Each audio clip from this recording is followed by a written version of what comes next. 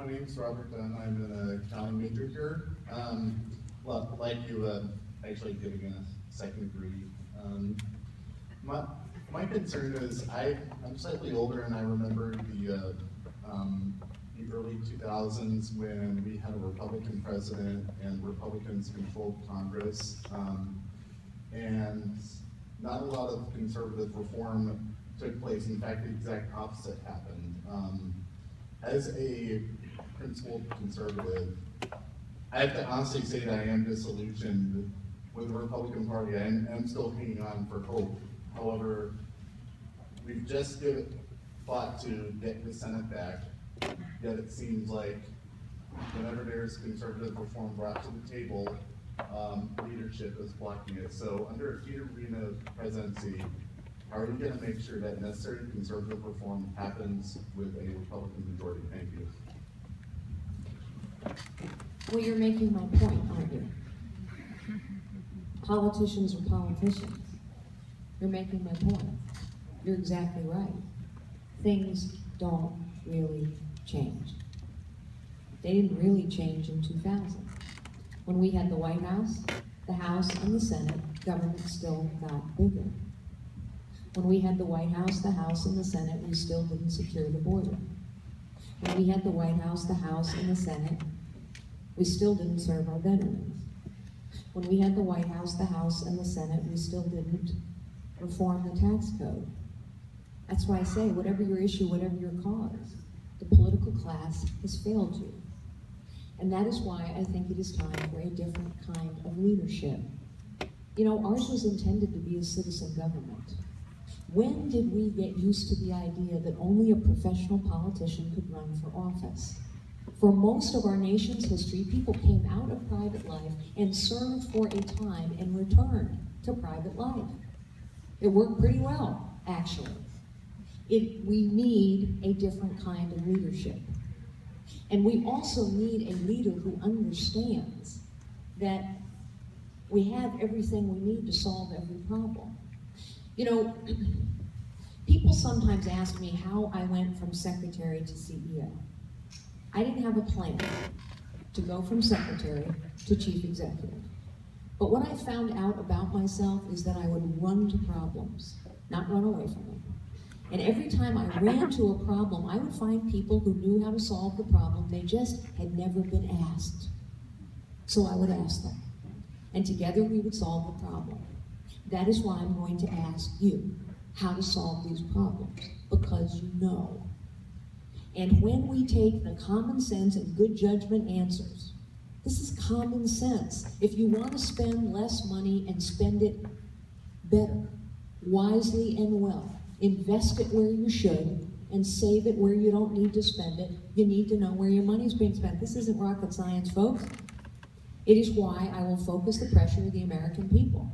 Now, we also have to have a conversation, I believe, about what the real difference between conservatives and progressives is. Look, this is a college campus. I know on a lot of college campuses, people say, well, Republicans are mean and, you know, they don't care about people. And by the way, I think when we are insulting in our politics, whether Democrats or Republicans do it, and both do it, by the way, when Hillary Clinton yesterday compared Republicans to terrorists, that's pretty insulting. But when we are insulting to people, when we're angry, when we're vitriolic, when we're judgmental, that doesn't engage people in the political process. It causes them to turn away. And we have the lowest voter participation rates that we've had in a really long time now. And when I talk to all those people who aren't voting anymore, it's not that they don't care. It's they think they don't count. They think nothing really changes. But we do have to make clear what some of these differences are. So let me tell you how I explain it. I was on The View, you know, the show The View, I don't know, 2 months ago. It's not exactly where conservatives go, but on the other hand, I think to win elections, we have to persuade people who don't know that they agree with us yet. And so I went on The View, okay? And I'm having quite a good time. I love the host. We're having a great conversation. And sort of midway through, we're talking about my meeting with Vladimir Putin, actually. They were very interested in Vladimir Putin.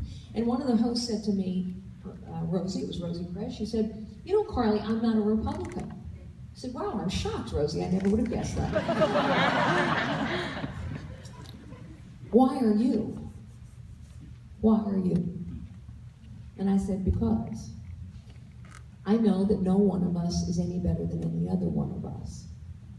Every one of us has God-given gifts. Every one of us has potential. Every one of us can live a life of dignity and purpose and meaning.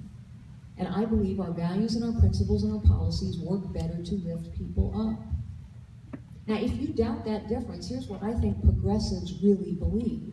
When you look at the impact of their policies, what they actually believe is that some are smarter than others. Some are better than others. Some are going to take care of others. And some really can't live lives of dignity or purpose and meaning and don't have any gifts. And if you think that is harsh, just look at the impact of their policies. We've tangled people's lives up in webs of dependence for generations. And that is disrespectful to their gifts and disregarding of their dignity. Or ask yourself, why is it that the head of the Public Teachers Union in Chicago, when they were striking, and the strike, of course, was about teacher accountability in the classroom, why she takes to the microphones and she says, we cannot be held accountable for the performance of students in our classroom because too many of them are poor and come from broken families. So what was she saying? If you're poor and you come from a broken family, you can't learn. And we won't teach you, but never mind, we'll just take care of you. Or ask yourself why 4 million people have fallen into poverty under President Obama, or why we have record numbers of Americans on food stamps now.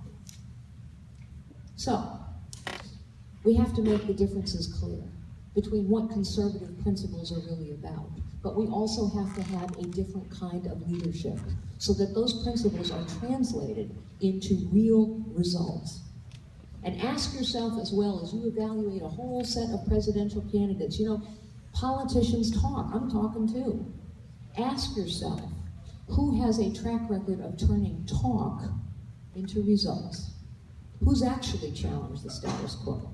Who's actually cut down bureaucracies? Who's actually produced results? Because that's the kind of leader we're going to have in the White House.